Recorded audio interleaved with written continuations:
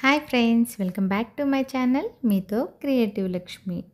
ఈరోజు వీడియో ఏంటంటే గడపకి ముగ్గు ఎలా పెట్టాలో చూపించాలని అనుకుంటున్నాను. చూసారు కదండి, ముందుగా గడపని నీట్గా క్లీన్ చేసుకోవాలి.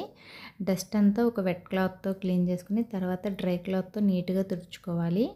ఇక్కడ నేను ఏషియన్ ఎల్లో కలర్ పెయింట్ చూపిస్తున్నాను కదా, ఆ పెయింట్ని ఇలా కొంచెం విడ్త్ ఎక్కువగా ఉండే బ్రష్తో మొత్తం గుమ్మం అంతా వేసుకోవాలి. ఇక్కడ ఇలా నేను 2 కోటింగ్స్ వేసుకున్నానండి. 2 కోటింగ్స్ తర్వాత ఇంత థిక్ ఎల్లో కలర్ కనిపిస్తుంది. అలా వేసిన తర్వాత ఒక 1 డే దాన్ని నేను అలా ఆరడానికి వదిలేసిన తర్వాత నెక్స్ట్ డే ఇలా రెడ్ కలర్ పెయింట్ తీసుకొని మనకి కావాల్సిన డిజైన్ వేసుకోవాలండి. కామన్గా ఏంటంటే మనం పెయింటర్స్తో వేస్తే వాళ్ళు మిక్స్డ్ కలర్స్ అట్లా వేస్తూ ఉంటారు కదా. నేను ఇక్కడ ఏంటంటే గడప నీట్గా కనిపించాలి, డిజైన్ చాలా సింపుల్గా ఉండాలి అన్నట్టు నేను ఫస్ట్ ఒక లోటస్ ఫ్లవర్ని తీసుకుంటున్నాను. మనకి కొంచెం డ్రాయింగ్ వస్తే చాలండి, మనం ఏదో అది చాలా కష్టమైన పని మనం వెయ్యలేము అని అనుకోక్కర్లేదు. ఈ వీడియో మీరు క్లియర్గా చూసారంటే ఎవరి గడపకి వాళ్ళే ముగ్గు వేసుకోవచ్చు. చాలా అందంగా ఉంటుంది. ప్లస్ మనకి ఒక సెల్ఫ్ సాటిస్ఫాక్షన్, మన ఇంటికి మనమే ముగ్గు పెట్టుకున్నాము అనే ఇది ఉంటుంది. కొంచెం డ్రాయింగ్ వస్తే సరిపోతుంది, అది కూడా పెద్ద డ్రాయింగ్ ఏం కాదండి. మనం ఒక్కసారి ఒక వైట్ పేపర్ మీద ప్రాక్టీస్ చేసుకుంటే సరిపోతుంది. అంటే రాని వాళ్ళు, వచ్చిన వాళ్ళు అయితే ఇలా ఫ్రీ హ్యాండ్తో వేసేసుకోవచ్చు. ఒకవేళ మీకు డైరెక్ట్గా గడప పైన డిజైన్ వేయడం సరిగా వస్తుందో రాదో అని భయం వేస్తే కనుక మన ఇంట్లో నార్మల్గా ఉండే పెన్సిల్ ఉంటుంది కదండి, ఆ పెన్సిల్తో ఒకసారి మీరు ఏం వేయాలి అనుకుంటున్నారు అనేది మనం గడప పైన డైరెక్ట్గా కూడా ఒక డిజైన్ గీసుకోవచ్చండి. ఇంకా ఇప్పుడైతే మనకి చాలా డిజైన్స్ ఆన్లైన్లో అవైలబిలిటీ ఉన్నాయండి. జస్ట్ గడప ముగ్గు డిజైన్స్ అని కొడితే మనకి నెంబర్ ఆఫ్ వెరైటీ డిజైన్స్ వస్తాయి. అందులో మనకి ఏది నచ్చింది, ఏది సింపుల్గా ఉంది, మనం ఏదైతే వేయగలమో అలా సెలెక్ట్ చేసుకొని వేసుకుంటే సరిపోతుంది. ఇక్కడ నేను ఇలా లోటస్ ఫ్లవర్ కంప్లీట్ చేసుకున్న తర్వాత కొంచెం మిక్స్డ్ షేడ్ చేద్దాము అన్నట్టు అనుకున్నానండి. అది కూడా ఎలా చేశానంటే రెడ్ కలర్లో వైట్ మిక్స్ చేసి కొంచెం మిక్స్డ్ చేశాను.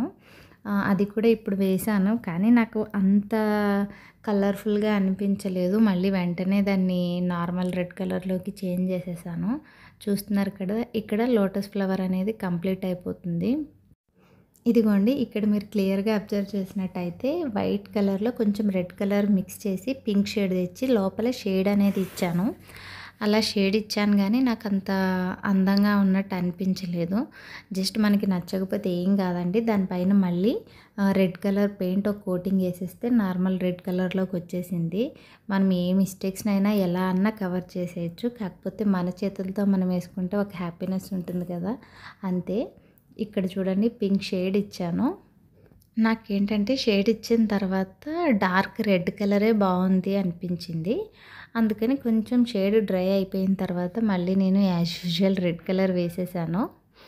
అలా మొత్తం లోటస్ ఫ్లవర్ని ఫస్ట్ కంప్లీట్ చేసుకున్నాను. దాని పక్కన కూడా ఏంటంటే చిన్న చిన్న ఫ్లవర్స్లా వేసుకున్నాను. అది కూడా చాలా సింపుల్గా ఈజీగా వేసేసుకోవచ్చు.